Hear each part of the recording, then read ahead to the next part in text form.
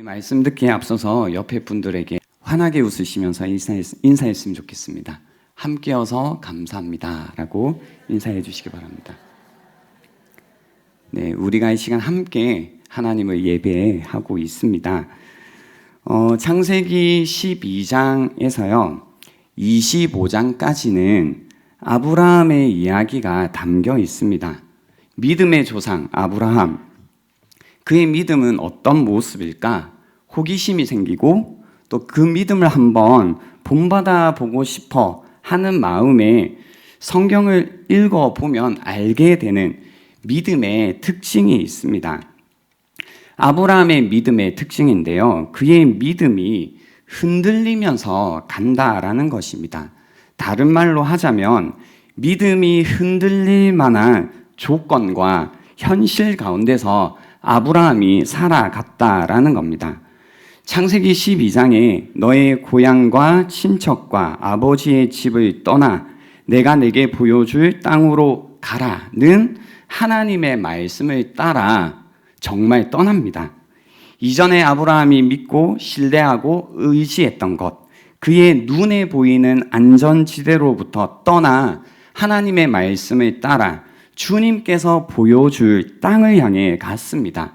너로 큰 민족을 이루고 내게 복을 주어 내 이름을 창대하게 하리니 너는 복이 될지라.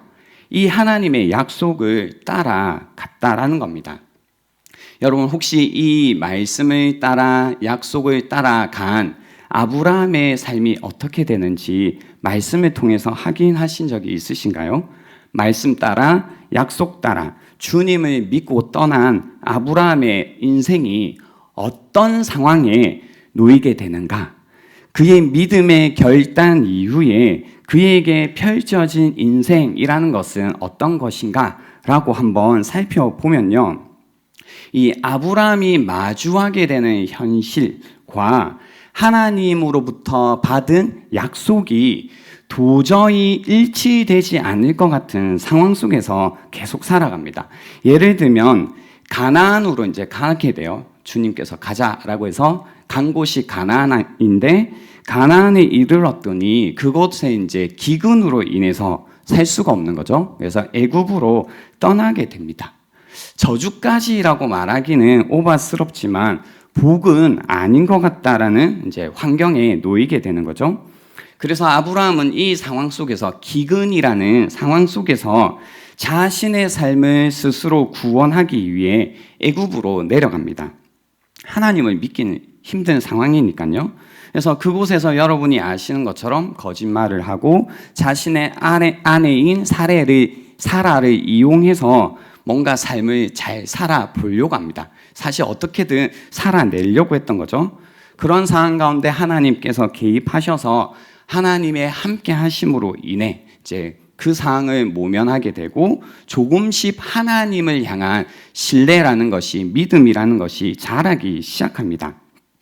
그리고 이제 14장에는 조카 롯을 구하기 위해 전쟁에 참전하게 됩니다.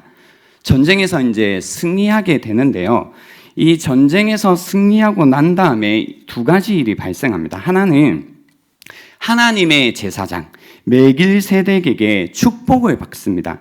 지극히 높으신 하나님이여 아브라함에게 복을 주옵소서라고 해서 전쟁에 승리한 다음에 하나님의 대제사장에게 복을 받는 장면. 그래서 이제 그것이 얼마나 기뻤던지 소돔 왕이 전쟁의 승리의 대가로 탈취물을 다 가지고 가라고 하지만 아브라함이 멋지게 이야기합니다. 필요 없다고. 그래서 그 누구도 나를 부유하게 만들었다, 부자가 되게 했다라고 말할 수 없다. 아무도 나에게 복을 줄 수 없다. 오직 하나님만이 나에게 복을 줄 수 있다라는 이런 마인드로요, 그 전쟁 이후에 뭔가 가질 수 있는 것들을 하나도 가지지 않습니다. 됐다, 너나 해라, 이런 거죠. 그리고 나서 이제 시간이 흘렀습니다. 그것이 오늘 본문의 장면인데요. 15장 1절에 그래서 이 일 후에 여호와의 말씀이 아브라함에게 임하게 됩니다. 뭐라고 임했냐면요, 아브라함아 두려워하지 말라. 나는 내 방패요 너의 지극히 큰 상급이니라 라는 말씀이 임합니다. 주님의 말씀이 아브라함에게 임하는데요, 첫 마디가 두려워하지 말라라는 거죠. 무슨 뜻일까요? 아브라함이 두려워하고 있다는 겁니다. 여러분 혹시 이 상황 속에서요, 이 아브라함의 두려워하는 마음이 이해가 되시나요? 그러니까 바로 앞에 어떤 일이 있었어요? 전쟁에서 승리했죠. 그리고 무엇을 받았나요? 축복을 받았죠. 그래서 그 축복을 정말로 믿고 어떤 축복도 다른 것도 다 거절한 상태입니다. 근데 시간이 좀 흘렀는데 그 가운데 아브라함의 마음이 어땠냐면 흔들리기 시작했다는 거죠. 그리고 흔들린 마음 가운데 두려움이 찾아왔다라는 겁니다. 여러분, 이 아브라함의 두려움이라는 마음이 여러분 이해가 되시냐라는 겁니다. 왜냐면요, 전쟁에서 승리했지, 축복도 받았지. 근데 문제는 뭐냐면 아브라함의 상황이 변했을까요? 변하지 않았을까요? 변하지 않았다라는 겁니다. 문제는 그겁니다. 그러니까 뭔가 승리도 하고 축복도 계속 받고 약속도 끊임없이 주어지는 것 같은데 내가 계속 복받은 사람이다, 내가 이제 나에게 뭔가 복이 임한다라는 이야기가 끊임없이 반복적으로 들리긴 하는데 문제는 뭐냐면 나의 상황이, 아브라함의 상황이 변하지 않는다라는 겁니다. 그의 현실이라는 것이 여전히 하나님의 약속과는 멀어 보인다라는 겁니다. 그 상황 가운데서 두려운 마음이 계속 있었다라는 겁니다. 너로 큰 민족을 이루고라고 약속을 하셨는데 그 약속이 이루어질 기미가 안 보이는 겁니다. 그래서 마음속에 이런 거죠. 진짜 내가 계속 이렇게 살면 되는 걸까? 하나님이 정말 나에게 복을 주시는 걸까? 나로 하여금 정말로 내 삶이 복이 되게 하시는 걸까? 라는 이제 이런 의심과 두려움 가운데요, 이제 그런 거죠. 나의 현실이 점점 커져가고 동시에 두려운 마음도 부풀어가는 겁니다.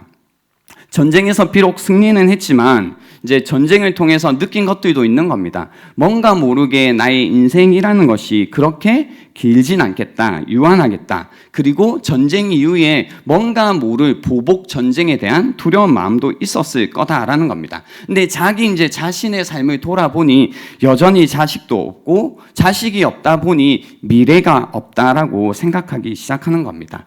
뭔가 미래가 없다, 뭔가 그 자식이 없다라는 마음이 나를 지킬 것이 없다, 나를 돌볼 수 있는 것이 없다, 그리고 심지어는 내 인생 가운데 아무것도 이룬 것이 없다라고 느끼는 상황까지 왔다라는 겁니다. 우리 역시 이럴 때가 있습니다. 가진 것은 하나님뿐입니다. 하나님만 의지하고 살겠습니다. 라는 그 마음으로 살아가는 거죠. 그래서 하나님의 약속을 붙들고 내가 정말로 하나님의 복받은 자구나, 나는 행복한 사람이구나 라고 살았는데 그 결과 나에게 주어지는 것이 별로 없는 겁니다. 여전히 나의 현실은 여전히 이전과 바뀐 것이 없는 겁니다. 열심히 주님을 믿고 따르고 살아가고 있지만 막상 나의 손을 펴보니 내 손에 쥐어진 것이 아무것도 없다라는 생각이 드는 겁니다. 나이는 들어가는데 된 것은 없고 가진 것도 없다라는 생각이 나로 하여금 두려운 마음을 가지게 한다라는 겁니다. 뭔가 불안하고 두려워하는 아브람처럼 나 역시 불안하고 두려워진다라는 겁니다. 흔들린다라는 거죠. 우리의 믿음이 이처럼 흔들릴 때가 있다라는 겁니다. 여러분 정말 그런 생각 해보신 적이 없으신가요? 진짜 이렇게 살면 되는 걸까? 하나님이 정말 나에게 복을 주시는 걸까?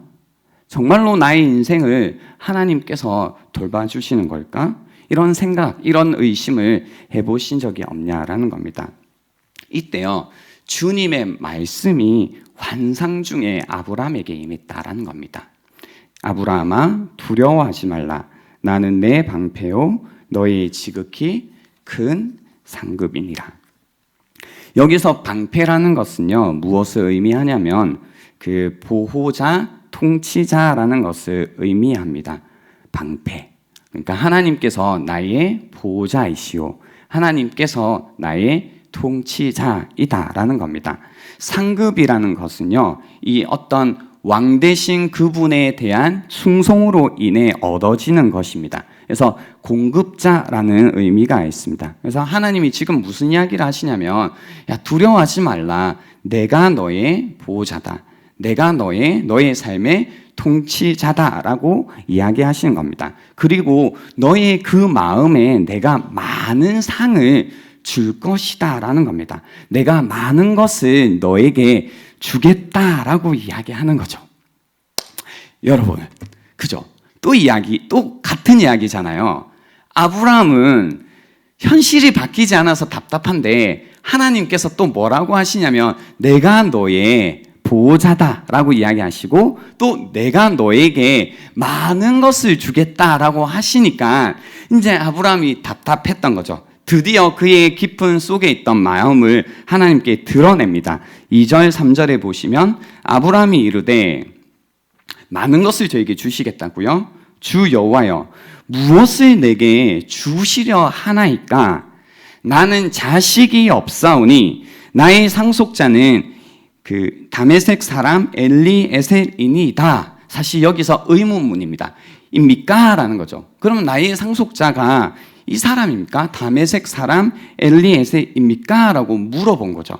그러니까 그겁니다. 하나님 알겠어요. 하나님이 나의 통치자이신 것도 알겠고 보호자이신 것도 알겠고 나에게 많은 복을 주시겠다, 상을 주시겠다, 내가 갚아주겠다라는 거 다 알겠는데 주님, 저에게는 지금 자식이 없어요.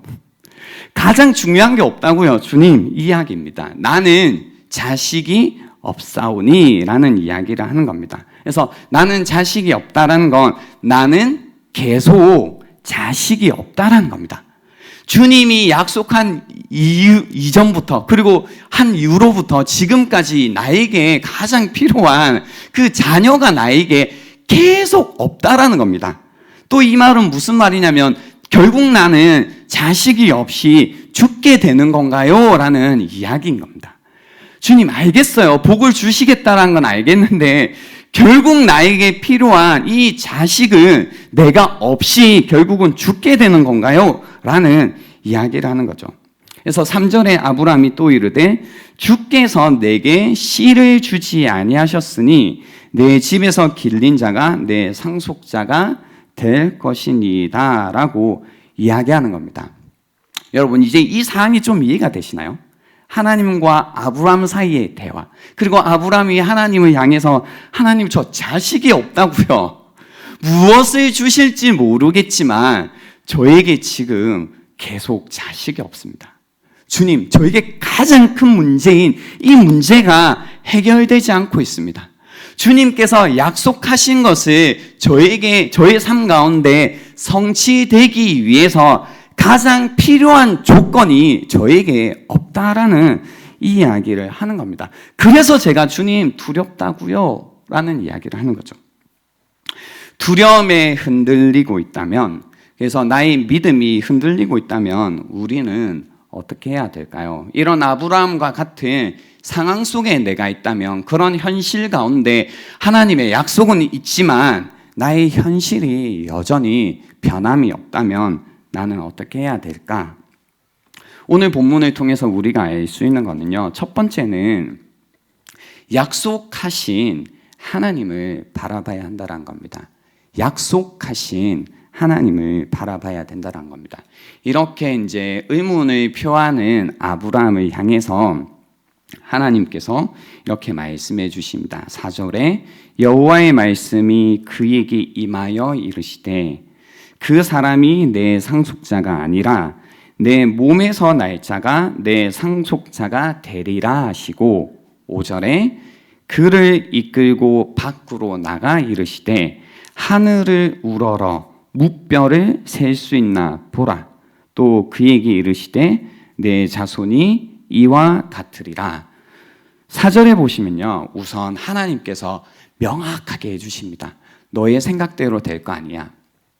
너의 이제 그 현실 가운데서 너 나름대로 생각한 거, 너가 나름대로 타협한 것으로 될 것이 아니야. 그 사람이 너의 상속자가 아니야 라고 명확하게 일단 알려주십니다.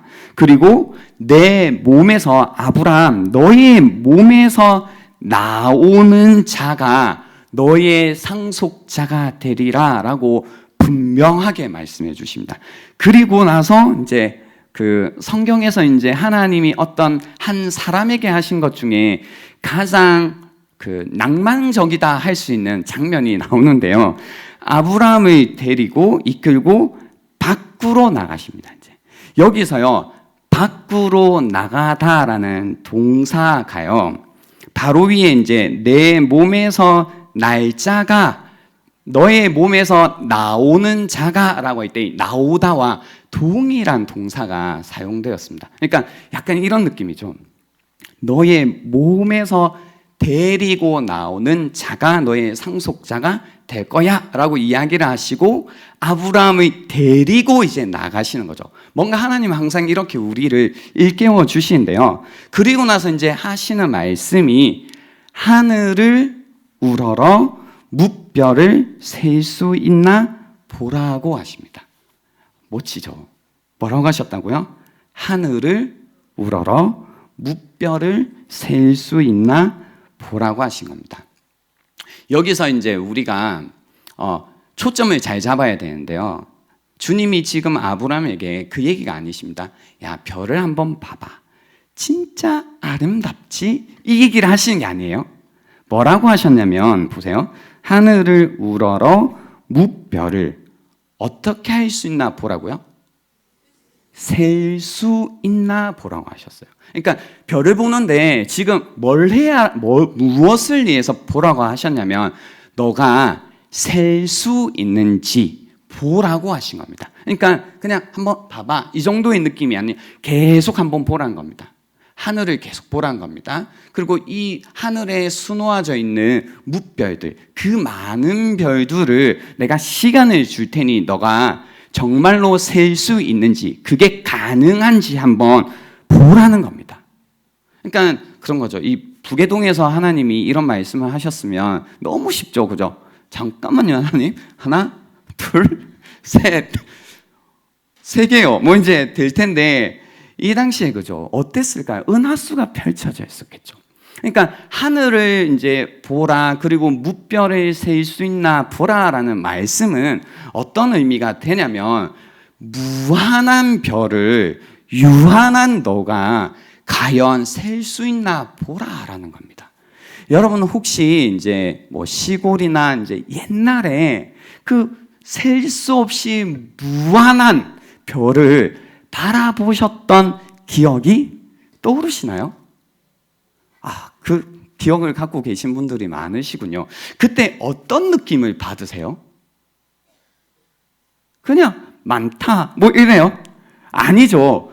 어떤 느낌이 드냐면요, 막 우리 안에 이제 그 뭔가 표현할 수 없는 묘한 감정, 묘한 마음이 찾아드는데요. 그게 뭐냐면 하늘을 보는데 반짝반짝 빛나는 별이 와 많은데 와 이건 무한한 별들이 눈앞에 있고 그 무한한 별들 가운데 무언가 우리가 말로 다 형용할 수 없지만 영원함이라는 것을 우리가 그 가운데서 마주하게 된다는 겁니다. 그래서 이 유한한 존재라는 내가 무한한 별 앞에 설 때 느껴지는 경이로움 가운데 어떤 마음속에 일어나는 경외감이 그 안에 찾아온다라는 겁니다. 그 무한한 별 아래 서 있는 내 마음에 찾아든 그 경이로움과 경외함, 그 가운데 우리는요 사실 아무 말도 할 수 없는 겁니다. 유한한 존재로서 무한함을 경험할 때에 우리가 할 수 있는 것은 단순한 탄식밖에 없지 어떠한 말도 그 가운데 할 수 없다라는 겁니다. 그래서 그 하늘 가운데 섰을 때 그 경이로움, 그 경외하는 마음 가운데 우리는 입을 다물게 되고요. 경이로움 앞에서 우리 마음 가운데 알 수 없는 그 경외하는 마음이 타오른다는 겁니다. 그냥 숨을 죽이고 고요하게 그것을 바라볼 수밖에 없다라는 겁니다. 약속하신 하나님, 어떤 하나님이시냐면요, 우리가 현실이 계속 커져 보일 때는 하나님이 사실 보이지도 않고요, 하나님 한번 생각해 보세요 라고 해도 그 하나님이 너무나 작게 느껴지죠. 작게 보이죠. 근데 이 하나님이 작게 보이면 작은 하나님이 나에게 하신 약속이라는 것은 별로 볼품이 없는 거죠. 붙들 만한 것이 안 되는 겁니다. 근데 다시 이런 상황 가운데 있을 때, 우리의 믿음이 흔들리는 때 하나님께서 우리에게 늘 하시는 것이 무엇이냐면, 우리에게 약속하신 하나님이 누구인지 보라는 겁니다. 그 무한하신 하나님, 그 영원하신 하나님 앞에 우리가 다시 설 때에 우리에게 약속을 주신 그 영원하신 하나님 가운데 우리 안에 경이로움과 경외하는 마음이 다시 살아날 때에 우리의 이 흔들리는 마음이 다시 붙잡을 수 있다라는 겁니다. 그 가운데 6절에 나오는 아브라함의 고백에 나온 겁니다. 아브라함이 여호와를 믿으니 여호와께서 이를 그의 의로 여기셨다라는 겁니다. 그 크고 무한하고 영원하신 하나님, 그 앞에 서 있는 나의 이 보잘것없음, 나의 이 작음, 그 가운데 그분을 그냥 믿을 수밖에 없는, 신뢰할 수밖에 없는 이 아브라함의 마음을 하나님께서는 의로 여기셨다라는 겁니다. 그래서 여기서 믿었다라는 것은요, 우리가 잘 쓰는 단어인데요, 아멘 하는 것입니다. 그 무한하신 하나님, 내가 이해할 수 없고 상상할 수 없고 나의 때와 나의 방법을 초월하시는 그 하나님을 향해 우리가 할 수 있는 것은 한 가지입니다. 그냥 아멘 하는 겁니다. 그분이 하시는 약속을 향해서 우리의 머리로 계산하고 이해하는 것이 아니라 그냥 아멘 하는 것입니다. 그래서 이 아멘이라는 것은 그냥 그 하나님을 믿는 것입니다. 조금 더 자세히 보면요, 이 믿는다라는 것은 그 단어적으로 세 가지 의미가 있습니다. 하나는 바치다라는 의미를 가지고 있습니다. 그래서 이 받침대라는 의미를 가지고 있는데요, 우리의 이 삶을 하나님이라는 받침대에 이렇게 두다라는 의미입니다. 그래서 우리의 이 흔들리는 상황, 흔들리는 인생을 굳게 서 계신 그 하나님의 약속 가운데 두다라는 의미가 있고요, 또 to stay라는 의미가 있습니다. 머무르다라는 의미가 있습니다. 하나님께 나의 삶을 이렇게 머물게 하다라는 의미가 있고요, 또 to sustain, 지탱하다, 지속하다라는 의미가 있습니다. 하나님께 내 삶을 두고 지탱시키다라는 의미입니다. 그래서 우리의 삶이 흔들릴 때마다 우리가 주님께 우리의 삶을 온전히 기대고 그분께 지탱시켜서 우리의 삶을 하나님께 의존한다라는 것이 하나님께 아멘 한다라는 의미입니다. 그것을 하나님께서는 의로 여기신다라는 겁니다. 그래서 우리의 삶을 흔들릴 때마다 뭔가 하나님의 약속과 나의 현실이라는 것이 도저히 일치가 되지 않을 때마다 우리가 해야 되는 것은 그 약속하신 하나님, 그 하나님을 향해서 우리가 아멘 하는 것이라는 겁니다. 두 번째는요, 약속을 이루시는 하나님을 보아야 한다라는 겁니다. 두 번째는 약속을 이루시는 하나님을 보아야 된다라는 겁니다. 그 하나님을 향해 아멘한 아브라함, 그리고 그것을 의로 여기신 아브라함을 향해서요, 하나님께서 이렇게 말씀해 주십니다. 저희가 읽지는 않았는데요, 7절에 보시면요, 또 그에게 이르시되 나는 이 땅을 내게 주어 소유를 삼게 하려고 너를 갈대아인의 우르에서 이끌어낸 여호와니라.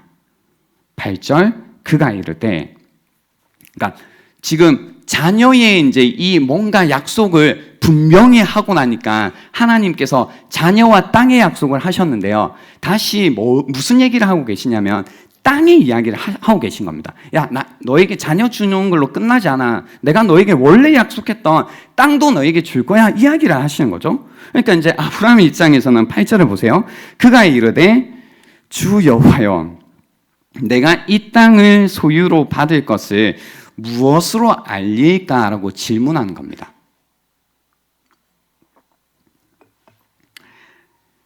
주님, 4년은 알겠습니다.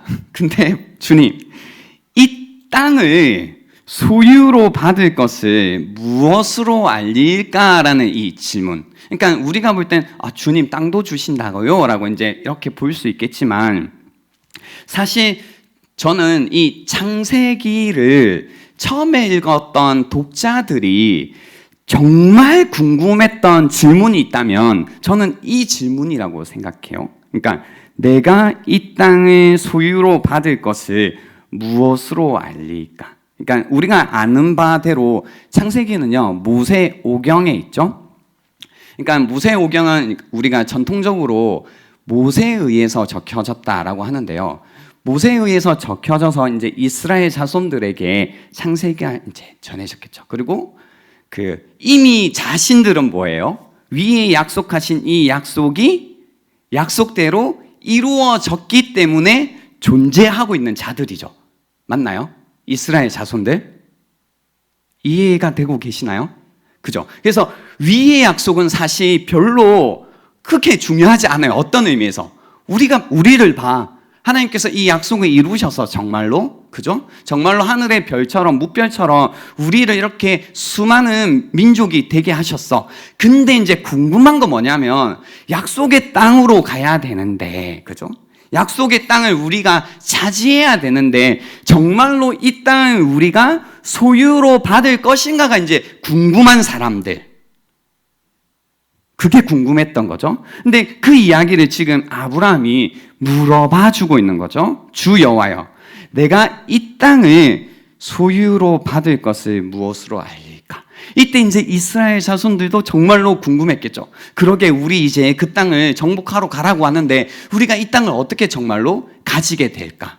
그리고 나중에 이제 이 땅을 정복했었지만 이 땅을 잃어서 바벨론 포로에 잡혀있던 이스라엘 자손들의 마음도 궁금했을 겁니다. 우리가 그 땅을 다시 회복해야 되는데, 돌아가야 되는데 우리가 그 땅의 소유로 받을 것을 우리가 어떻게 확신하지?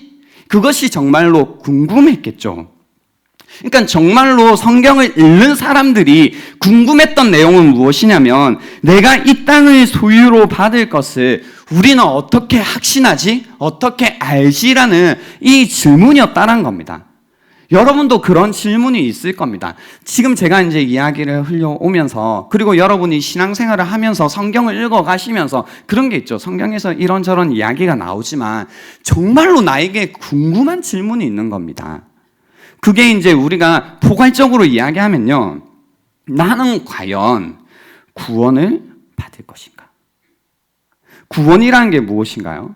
악과 고통으로부터 해방되는 것이 구원이잖아요. 그러니까 내가 계속 삶을 살아가고 있어요. 그리고 크고 작게 내가 경험하고 있는 악이 있고 고통이 있는 겁니다. 그 가운데 예수 그리스도를 통해서 하나님을 믿었을 때 나에게 자유함이 주어지고 쉼이 주어지고 안식을 누리게 되고 정말로 기쁨이 회복되고 영생을 누린다고 하는데, 뭔가 구원이라는 것을 내가 얻게 된다고 하는데 나는 정말 어떻게 구원을 얻을 것인가, 그런 마음이 있다라는 겁니다. 뭔가 나의 현실을 보면 주님의 약속과 나의 현실은 여전히 고통과 고난과 악 가운데 살고 있는 것 같아서 정말 나에게 성경이 말씀하시는 구원이 나에게 있을까라는, 그리고 나에게 약속해 주신 가족들에게, 주변 사람들에게 이 땅 가운데 정말로 이 구원이 임할까라는 그런 의문이 우리에게 있다는 겁니다. 이렇게 묻는 아브라함에게요, 주님이 어떻게 하시냐면요, 9절에 한번 보시면 여호와께서 그에게 이르시되 나를 위하여 3년 된 암소와 3년 된 암염소와 3년 된 순양과 산비둘기와 집비둘기 새끼를 가져올지니라. 아브라함이 그 모든 것을 가져다가 그 중간에 쪼개고 그 쪼갠 것을 마주 대하여 놓고 그 새는 쪼개지 아니하였으며, 솔개가 그 사체 위에 내릴 때에는 아브라함이 쫓았더라. 해질 때에 아브라함에게 깊은 잠이 임하고 큰 흑암과 두려움이 그에게 임하였더니, 17절입니다. 해가 져서 어두울 때에 연기 나는 화로가 보이며 타는 횃불이 쪼갠 고기 사이로 지나더라 라고 이야기하시는 거죠. 그리고 이것이 언약이었다라고 하는데요. 설명을 잠깐 해드릴게요. 그겁니다. 그러니까 우리는 이제 지금 현대 사회에서 어떤 것을 이제 약속하고 그 약속을 확인할 때 무엇을 해요? 사인을 하죠. 내가 이거 이렇게 하겠다. 내가 이거 갚겠다. 내가 이거 빌리겠다. 빌린 대로 나중에 뭐 하겠다. 이걸 사인을 하죠. 그러니까 약속을 체결할 때요. 그거와 동일하게요. 이제 방식은 다르게 여기에 나오는 장면이 언약을 체결하는 장면인데요. 쉽게 말하면 이겁니다. 이제 동물이 있어요. 동물이 있으면 그것을 이제 반으로 쪼갭니다. 쪼개면 이제 이 동물을 이렇게 반쪽으로 나눠 두죠. 그런 다음에요, 이 계약을 하는 사람들이, 언약을 맺는 사람들이 그 쪼개어져 있는 동물 사이로 지나갑니다. 지나가는 의미가 있는데요. 왜 지나가냐면 내가 이 언약을 깨트리게 되면 이 쪼개져 있는 동물과 같이 내가 쪼개지겠다. 그래서요, 목숨을 걸고 내가 이 언약을 지키겠다라는 의미로 이런 식으로 언약을 맺었습니다. 그래서요, 오늘 이 장면은 뭐냐면 주님이 이제 동물을 가지고 쪼개라고 하신 거죠. 그리고 나서 재밌는 게요, 놓치지 말아야 될 게 17절에 해가 져서 어두울 때에 연기 나는 화로가 보이며 타는 횃불이 쪼갠 고기 사이로 지났다라는 겁니다. 그러니까 이제 여기에서 약속이 이루어지고 있는데요. 아브라함이 지나갔나요? 아니죠. 뭐가 지나가고 있냐면요, 하나님께서 보내신 횃불, 그러니까 하나님 자신이요, 지금 이 고기 사이로, 쪼갠 고기 사이로 지나셨다라는 겁니다. 그래서 이 장면이 우리에게 주는 의미가 무슨 의미냐면요, 하나님께서 지금 땅을 주겠다라고 약속을 하시고 언약을 맺으시고요, 내가 이것을 목숨을 걸고 이 약속을 뭐 하시겠다라는 거예요? 지키겠다라는 이야기를 하고 계신 겁니다. 그래서 땅을 주겠다라는 것은요, 하나님께서 네가 이렇든 저렇든 상관없이 내가 목숨을 걸고 그 땅을 너에게 주겠다라는 겁니다. 동일하게요, 우리가 늘 묻는 질문이 나에게 구원이 과연 임할 것인가 라고 할 때요, 주님이 우리에게 들려주시는 이야기가 무엇이냐면 예수 그리스도를 보라고 하는데요, 그 의미가 어떤 의미냐면요, 이런 겁니다. 하나님께서 우리의 구원이라는 것을 이루시는데 우리의 연약함과 우리의 죄악됨과 상관없이 그분께서 반드시 우리의 구원을 이루시는데요, 그분이 심지어 죽기까지 하시면서요, 그 언약을 이루시겠다라는 이야기를 하시는 겁니다. 하나님, 과연 이 약속이 이루어질까요? 그래, 이루어진다라는 그 확신은 어디에서 오냐면요, 하나님께서 목숨 거시고 지키시는 그 언약이 우리의 대답이라는 겁니다. 그래서 우리가 끊임없이 찾아오는 어떤 흔들림 가운데, 의심 가운데 해야 되는 것은 무엇이냐면 우리의 어떤 조건, 모습, 연약함, 제약됨이 아니라 하나님께서 목숨 거시고 지키시는 그 언약이 우리가 흔들림 가운데 주님 정말로 이 약속이 이루어질까요? 라고 할 때 그렇다라는 대답은 언약을 통해서만 우리가 확신할 수 있다라는 겁니다. 그래서 우리가 흔들릴 때 믿음의 주여 우리를 온전케 하시는 예수 그리스도를 바라봐야 된다라는 겁니다. 이제 말씀을 마무리하려고 하는데요, 여러분, 그래서요, 고린도후서 1장 20절 말씀에 이런 말씀을 우리에게 주시는 겁니다. 하나님의 약속은 얼마든지 그리스도 안에서 예가 되니, 예스가 되니, 그런즉 그로 말미암아 우리가 아멘하여 하나님께 영광을 돌리게 되느니라 라고 하시는 겁니다. 아멘이십니까, 여러분? 하나님의 약속요, 때로 우리의 현실과 너무나 멀어져 보일 때가 있습니다. 하나님의 약속요, 도저히 이루어지지 않을 것처럼 보일 때가 사실 너무나 많죠. 아브라함의 인생이 말해주는 게 그거거든요. 하나님의 약속, 우리의 눈으로 볼 때, 우리의 상황으로 볼 때, 우리의 시간 타이밍으로 볼 때 도저히 이루어질 것 같지 않은데 하나님의 약속은 얼마든지 그리스도 안에서 이해가 된다는 겁니다. 우리가 예수 그리스도를 통해서 하나님의 약속을 바라볼 때 그것이 이해가 되는 것을 확신할 수 있다는 겁니다. 그래서 그로 말미암아 우리가 할 수 있는 것이 아멘이라는 것입니다. 예수로 말미암아 우리가 하나님의 약속을 향하여 우리의 현실과 상관없이 아멘이라고 고백할 수 있다는 겁니다. 그 아멘을 통해서 결국은 우리의 인생 가운데, 우리의 삶 가운데 하나님의 약속을 성취하실 그 하나님으로 말미암아 하나님께 영광을 돌리게 되는 것이 바로 그것이 우리의 삶이라는 겁니다. 이것을 붙들어야 된다는 겁니다. 우리의 인생이 흔들릴 때마다, 우리의 현실로 인해서, 우리의 상황으로 인해서 우리의 마음이 무너질 때마다 그럼에도 불구하고 우리가 붙들어야 되는 것은 하나님의 약속은 얼마든지 그리스도 안에서 이해가 됩니다. 이해가 됩니다. 이 고백을 하는 것입니다. 그리고 나서 이 말씀을 다시 한번 들어보십시오. 두려워하지 말라. 두려워하지 말라. 나는 내 방패요 너의 지극히 큰 상급이니라. 하나님이 우리의 방패이십니다. 하나님이 우리의 보호자가 되십니다. 그분이 이 약속을 이루실 것입니다. 이 믿음으로 살아가는 것이 믿음의 사람들이 살아가는 방법이다라는 겁니다. 이 시간 같이 우리가 찬양을 하고 기도하는 시간